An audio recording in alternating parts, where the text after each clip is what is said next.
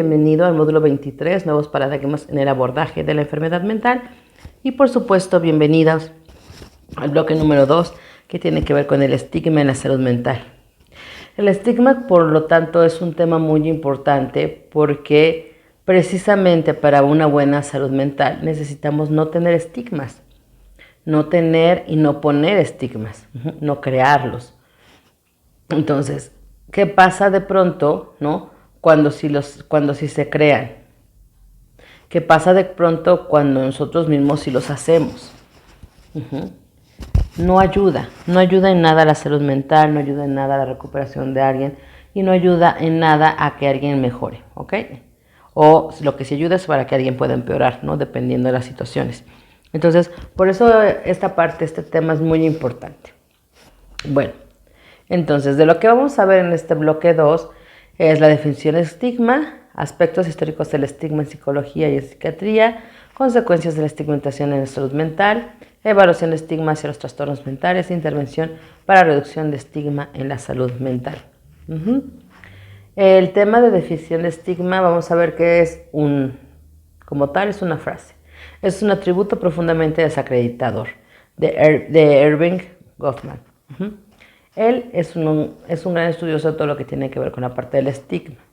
Y bueno, dentro de todo creo que aunque es un pequeño concepto, aparentemente es un concepto pequeño, la realidad es que tiene muchas cosas fuertes en esta situación, porque entra es un atributo. Fíjate, el estigma como tal terminamos viéndolo como un atributo, una característica. Entonces, dentro de esta característica, es una característica que nosotros asumimos o que le asumimos al otro, ¿no? Y que aparte de todo, tiene que ver con algo que es profundamente desacreditador. Y obviamente podríamos aumentar que es profundamente doloroso para la persona, podría ser profundamente doloroso para la persona a la que se lo estamos diciendo, etcétera, ¿no? Entonces, esta parte del estigma es esta situación, este atributo, este concepto, esta idea que tenemos de una persona y que es una idea que desacredita a la persona. Muchas veces estos estigmas tienen que ver con el hacer, no con el ser, pero la manera en que nosotros lo decimos o la manera en que suenan terminan siendo más con que la persona es eso, ¿no? Es eso que se le está estigmatizando y no lo que hace. Al final, independientemente que nos guste lo que haga o no haga una persona, no tenemos el derecho de estigmatizar, ¿no? Sí podemos decir que es algo que no me agrada, que es algo que yo nunca haría, que es algo que en la vida se me hubiera ocurrido hacer y que no creo que sea algo bueno. Sí, por supuesto, todos tenemos derecho a opinar lo que sí haríamos y lo que no haríamos. Lo que no se vale es usar eso y todavía hacerlo en contra de la persona un estigma, ¿no? O suponer que porque la familia es de tal manera, entonces a fuerza tiene que suceder eso. O porque la pareja es de tal manera, a fuerza, entonces ella tendría que ser o él tendría que ser de cierta manera. O claro, por eso por eso sucedió, por eso hizo, ¿no? Por eso es. Entonces, no, vamos a quitar estas partes en donde acusemos de alguna manera a las personas en este sentido y veamos que cada uno es diferente independientemente de con quién viva, de con quién haya crecido, de su pasado. Ojo, sabemos que influye, esa parte es innegable, ¿sale? Sin embargo, no vamos a contribuir a suponer que siempre tiene que ser así o que siempre es así. Entonces, hay que tener mucho cuidado con esta parte de estigmatizar. Ahora, hay dos tipos de estigma, el internalizado y el público.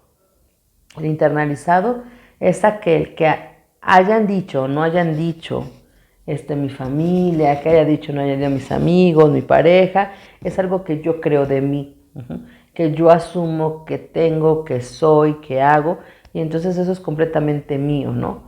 Les digo, independientemente de que haya sido o que hayan contribuido los demás a mi estigma, aquí la parte importante es que yo sí asumí o estoy asumiendo que es verdad ese estigma. Y yo mismo me lo pongo.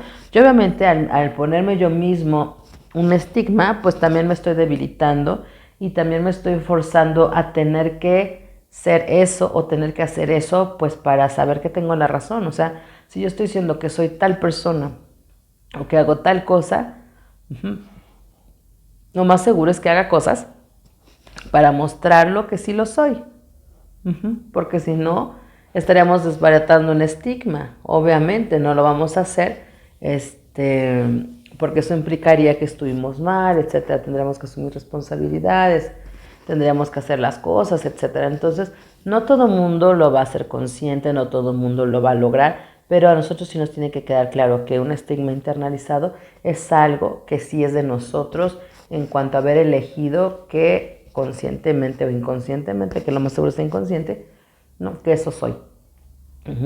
Mientras que el estigma público son aquellos estigmas que puede decir la sociedad en cualquier lugar del mundo, a nivel cultural, a nivel social, a nivel familiar, a nivel escolar, laboral, etcétera, que es un estigma generalizado y que ya sea que yo lo haga mío, es decir, que lo internalice como mío, o que diga, pues no, eso no me corresponde a mí, y entonces aunque yo forme parte a lo mejor de esa familia o de esa etnia o de esas circunstancias específicas, no significa que yo tengo que ser eso, ni tengo que vivir de esa manera, ni tengo que hacer lo que dicen que se supone que tengo que hacer a partir del estigma. Entonces ya no lo estoy internalizando, se está quedando público porque yo no estoy eligiendo que forme parte de mi vida. Esa es la diferencia.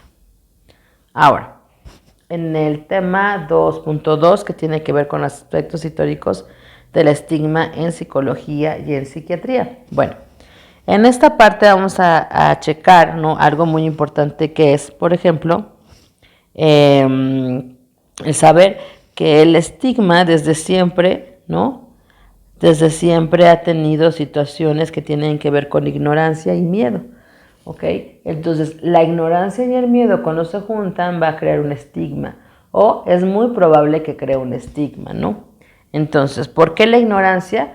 Porque al final, aunque no todos tenemos que saber de todo, hay veces que sí sería importante por lo menos preguntarnos si eso podría ser real, ¿no? Es decir, no asumir que todo es verdad, no asumir que todo es mentira, darnos las posibilidades de pensar, de ver si sí, si no, eso es algo muy importante.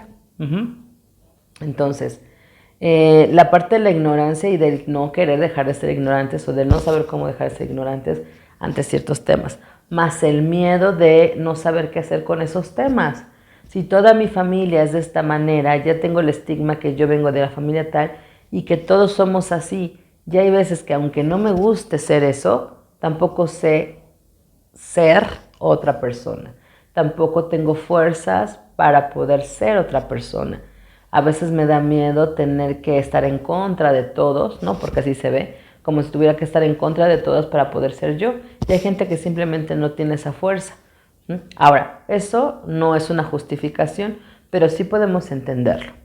Entonces, ojo, si tú llegas a tener un estigma, pregúntate desde dónde viene eso.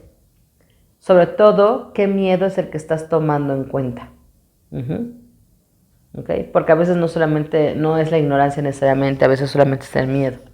Pero al final, el miedo de no saber qué pasa, y esa es la parte donde no ignoramos. A lo mejor no es ignorancia, pero sí ignoramos qué va a pasar. Y eso es la parte que a veces nos mueve mucho. Entonces, si llegas a tener un estigma, pregúntate, ¿qué es lo que te da miedo de eso?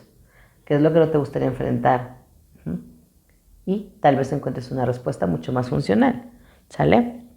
Bueno, ahora, de lo que viene siendo, pues toda la vida ha habido estos estigmas, nada más que, digamos que a partir de Persia se empezó a tomar forma y a hacer como más claro la idea del estigma como tal, ¿no?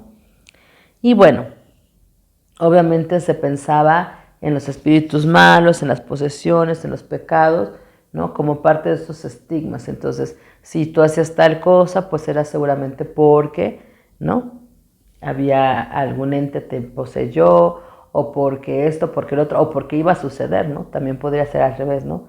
De que, ay, no, si haces eso, entonces va a pasar tal cosa, ¿no? Entonces, bueno, vamos desde esta parte, por eso no hablamos de ignorancia más miedos. Y bueno, a partir de 1980 se empieza a estudiar en el tema de la salud mental, que es la parte que nos corresponde a nosotros, ¿no? El estigma de la persona que tiene situaciones de salud mental, situaciones ¿cómo se llama? De algún tipo de un momento en donde la persona se siente muy mal y entonces ya tiene depresión. O sea, ya estamos metiendo el nombre como tal cuando en verdad a lo mejor solamente está triste, ¿no? Pero no llega a depresión. Solamente es un momento depresivo. Todos tenemos momentos depresivos. Todos hemos estado depresivos de alguna manera si lo queremos ver desde ese punto de vista, ¿no?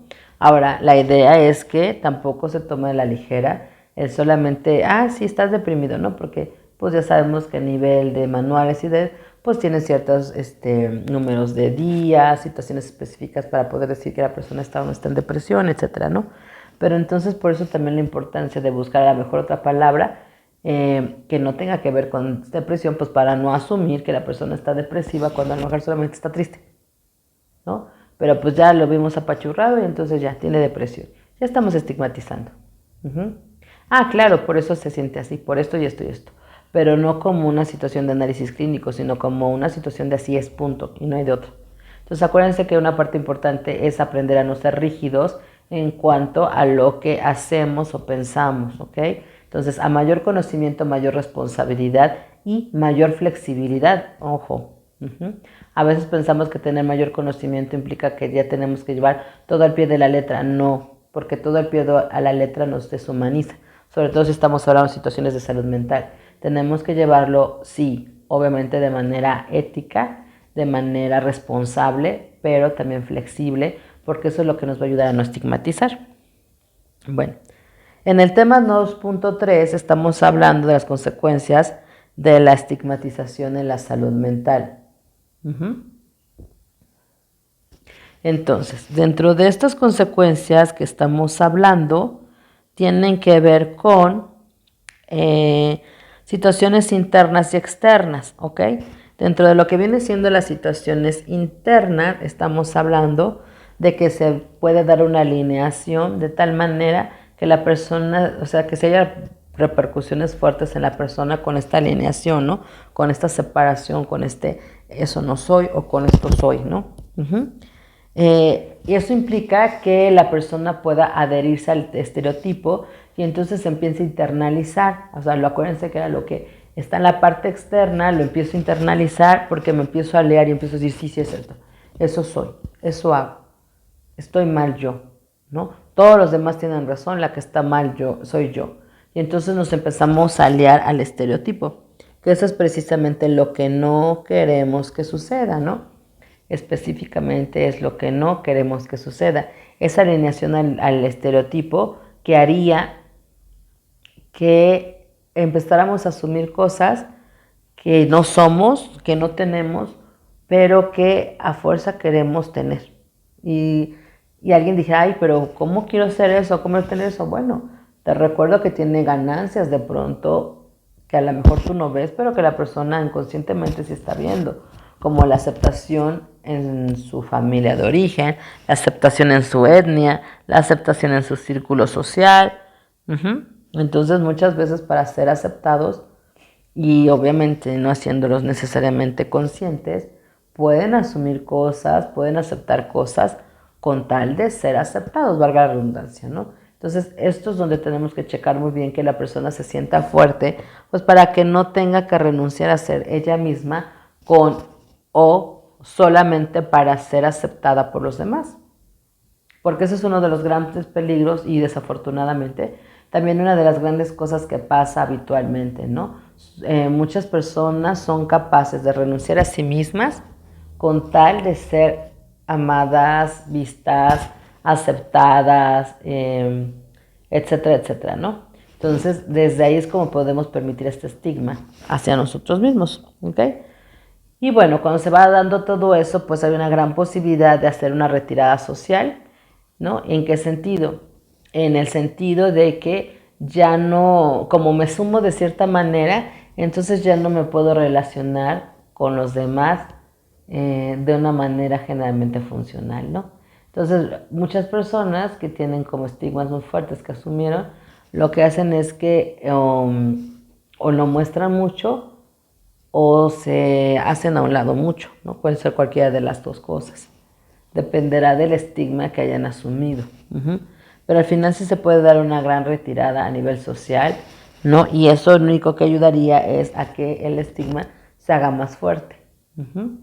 Entonces, ¿por qué? Pues porque al final de una u otra manera no estamos, ¿cómo podríamos decirlo? Como luchando para dar que se den cuenta que somos otra cosa y no eso que asumen. Al contrario, estamos tratando como de que se haga más fuerte eso que están pensando, ¿no? Pero les digo, eso, a veces es tan difícil entenderlo, pero no sabemos todas las ganancias que hay atrás o adelante o sobre eso, ¿no? Son ganancias que nosotros tal vez podríamos decir, bueno, yo no lo veo como ganancia en ningún sentido, pero la persona desde su forma de sobrevivencia, de sus ajustes creativos, por supuesto que los pueden ver como ganancia, aunque sean muy disfuncionales en realidad, ¿no? Y bueno, tenemos la parte externa con los estereotipos, ¿no? De estar haciendo estos estereotipos que al final terminan llegando a la situación de estigma, y que tienen que ver con prejuicios también, que van junto de la mano, y la discriminación, ¿no? Entonces podemos tener las tres juntas, podemos hacer una, podemos hacer dos, pero pues al final siempre están conectadas, ¿no? Esta parte de este estereotipo de lo que todas las rubias son tontas, ¿no? Un estereotipo, que obviamente no tiene nada que ver una cosa con otra, pero bueno. Prejuicios, no te juntes con ellos porque tienen tal cosa, ¿no?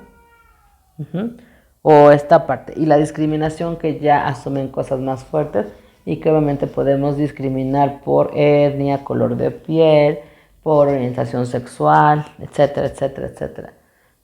Entonces, las tres son parte de lo mismo. Al final terminan convirtiendo estigmas, ¿no? O terminan haciendo estigmas de diferentes maneras. Entonces, hay que tener mucho cuidado sobre este tema, precisamente pues para que no sucedan cosas que nos lleven a estigmatizar. Lo que viene siendo el 2.4 y la evaluación de estigmas y los trastornos mentales, perdón, tiene que ver con el empezar a hacer claro qué es un trastorno mental, ¿no? Esta parte de no hacer general palabras que son más fuertes o que llevan a situaciones de mayor complicación y que las normalizamos muy fácilmente, ¿no? Y entonces, al normalizar ciertas circunstancias, terminamos lastimándonos más o terminamos así confundiéndonos más. Entonces, lo primero es esta parte, ¿no? Aclarar, tratar de buscar la manera en que la gente entienda qué es la enfermedad mental, qué es el estar sano mentalmente. Esta parte de empezar a quitar el estigma de que si vas al psicólogo es que estás loco, y verlo, empezar a apoyar esta parte de que sea preventivo, ¿no? La mayor parte de las veces preventivo, y que también sea pues para sanar ciertas cosas que no tienen que ver con necesariamente siempre con algún tipo de locura. Que hay casos, y obvio, si no, no podrían existir todas las cosas, ¿no? Pero no siempre, ¿no? Entonces, nunca quise ir al psicólogo porque obviamente yo no estoy enfermo.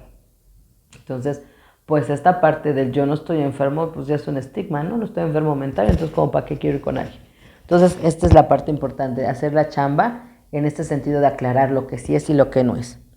Y bueno, no solamente es aclarar las cosas, sino aparte consolidarlas, ¿no?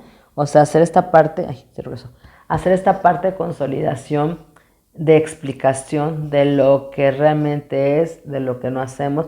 Y la única manera, creo, o bueno, no, tal vez no sea la única manera, pero creo que una de las mejores maneras, eso sí lo creo, es que tiene que ver con que tú proyectes la importancia del trabajo terapéutico hacia tu persona para que entonces lo puedan ver los demás. ¿Ok? Porque desafortunadamente sí hay muchas personas que ejercen psicología, psicoterapia, que no van a tomar sus propias sesiones, que no van con colegas a trabajar, ¿no? Porque aún siguen asumiendo que como ya estudiaron, pues entonces ya con eso es suficiente, y entonces ya no trabajan en sí mismos, pero forzan o tratan de forzar o de convencer a las personas de que ellos sí lo hagan, ¿no? Y esa parte no es válida. no es ética aparte de todo, ¿no? Entonces, si nosotros sabemos el beneficio que implica el acompañamiento terapéutico, porque ya lo vivimos nosotros mismos, eso solo es lo que va a ir rompiendo los estigmas, ¿no? Sí, o sea, eso mismo, cuando te vean feliz, cuando te vean contento, cuando te vean realizado, cuando te vean fuerte, ¿no? Y sobre todo a lo mejor personas que ya te conocían, o bueno, personas que te conozcan o no te conozcan, pero que ya te conocían a lo mejor, que digan, wow, qué diferente, cuánto has cambiado. Y entonces que digas, sí, fíjate que me di la oportunidad de empezar un proceso terapéutico yo también. Y la verdad es que sí, por supuesto que ayuda o sea, qué diferencia, ¿no? Entonces, uno de los grandes estigmas que también hay que quitar es que como cuidador de la salud mental no tienes que cuidarte o no tienes que ir a que te cuiden, ¿ok? O sea, en el sentido, obviamente, responsabilidad de que te toca tu cuidado, obvio, pero me refiero a ir a terapia, ¿no? Entonces, esto es algo muy importante que tenemos que quitar, ¿sale? Y es básico para que entonces las demás personas sepan que la salud mental es un derecho. Como seres humanos tenemos el derecho a la salud mental, ¿sale? Y pues que yo sepa, tanto tú como yo somos seres humanos. Por lo tanto, tenemos derecho a esta salud mental también, a pesar o más, mucho más, porque nos dedicamos a apoyar la salud mental de los demás. Entonces te lo dejo como reflexión, esta parte, porque acuérdate que lo que realmente enseña es el ejemplo, ¿no? Entonces, qué padre que desde tu ejemplo, por tu próximo proceso, puedas decir a las personas que esto vale la pena y que no empiezan a tener prejuicios acerca del tema de salud mental. Y bueno, con respecto a lo que ven siendo las intervenciones en la reducción del estigma de la salud mental y tomando en cuenta lo que te acabo de decir, pues algo muy importante son las campañas, por ejemplo, campañas que ayuden a aclarar esta parte y esta parte precisamente que tiene que ver con el potencializar la posibilidad de una buena salud mental, ¿no? Entonces, eso es algo muy importante, potencializar estas posibilidades de salud mental. ¿A partir de qué? Pues de romper estos prejuicios, estos estereotipos, haciéndolo desde un principio de realidad de lo que sí pasa, de lo que no pasa, ¿no? Ayudando a la responsabilidad de las personas en cuanto a lo que van a ir necesitando y van a ir haciendo para tener una mejoría en su vida, ¿no? Entonces, una parte importante es romper estos prejuicios. Pero obviamente pues tenemos que romperlos nosotros mismos con nosotros mismos, ¿sale? Y bueno, también es importante hacerlo desde el buen trato. Igual y podrías tomar en cuenta un poco la parte del trabajo del buen trato como tal, como este recurso psicológico, ¿no? Que ahora se está trabajando mucho el buen trato en todos los aspectos. Y en este sentido tenemos que este buen trato implica, por ejemplo, aquí por ejemplo dice uno, disponer de flexibilidad en cuanto a la puntualidad, poder salir de la sesión e irme antes de que termine, tener un momento de descanso. ¿Okay? Esto se refiere específicamente a algunas situaciones, pero vamos, lo que me interesaba de esto más bien es que tú mismo te das un buen trato y proporciones un buen trato tanto a tus consultantes, pacientes, ¿no? Etcétera. Y este buen trato lo que va a ayudar es a que se pueda sanar mejor lo que viene siendo esta situación de estigmas, ¿no? Y obviamente sanando los estigmas, pues es más fácil que la persona sí pueda reconocer la necesidad que tenga de ir y trabajar con sus propios temores, problemas y demás, lo que ayudaría a bajar riesgos de una posible situación complicada en cuanto a lo que viene siendo salud mental, ¿ok? Entonces esto es muy importante porque esta situación del buen trato es algo que se empieza a hacer general o que se busca hacer generalizado en este sentido de independientemente de cómo seas, que tengas, que suceda, el buen trato es necesario. y ese buen trato es lo que va a ayudar a que no se estigmatice como algo enfermo o que me siento enfermo o que estoy enfermo si tengo algún problema emocional, ¿no? Entonces yo te invito a que lo tomes en cuenta, lo reflexiones, que puedas leer un poco del tema del buen trato, es muy interesante y pues muchísimas gracias, nos estamos viendo en el siguiente módulo, que estés muy muy bien.